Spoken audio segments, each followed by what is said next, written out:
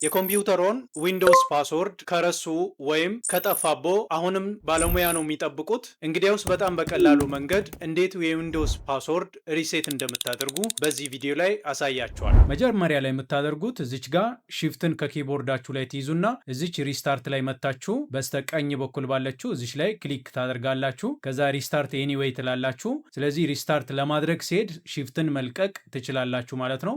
ከዛ በኋላ ቀጥታ ወደ አድቫንስድ ኦፕሽን ይገባል ማለት። ስለዚህ አሁን ሺፍትን ለቅቅ ያለው እዚህ ጋር እንደምትመለከቱት ወደ አድቫንስድ ኦፕሽን መተናል ማለት ነው። እዚች ጋር ትመጡና ትራብል ሹት ላይ ትገባላችሁ። ትራብል ሹት ላይ ከገባችሁ በኋላ እዚች ጋር አድቫንስድ ኦፕሽን ምትላለች። መጀመሪያ ወደ ኮማንድ ፕሮምፕት እንገባለን ማለት ነው። እዚህ ጋር ሲኤምዲው ከከፈተ በኋላ እዚህ ጋር ትመጡና ፓስወርድ ሪሴት ለማድረግ በጣም ብዙ አማራጮች አሉ። ከአማራጮቹ በጣም ቀላሉ መንገድ ነው እያሳየው ያለሁት። ስለዚህ እዚህ ጋር ትመጡና የዚህን ቪዲዮ ሙሉ ለማግኘት ባዮ ላይ ባለው በዋይቲ ሊንክ ገብታችሁ መጠቀም ትችላላችሁ።